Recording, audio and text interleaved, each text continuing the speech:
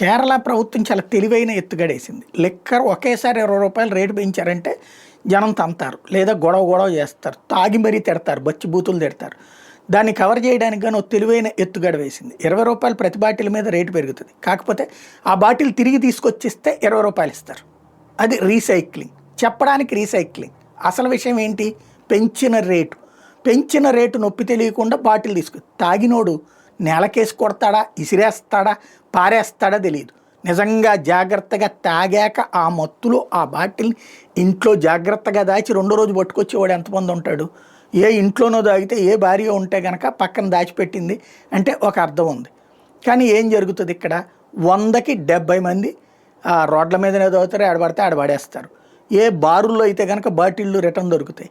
కానీ రోడ్ల మీద తాగేవాడు, ఇంటికి వెళ్ళి తాగేటటువంటి వాడు, లేకపోతే ఫ్రెండ్స్తో తాగేటటువంటి వాడు ఎక్కడ వస్తాడు? కాబట్టి 70% బాటిళ్ళు వెనక్కి రావు, 30% బాటిళ్ళు వెనక్కి వస్తాయి. ఆ 30% ఇస్తారు.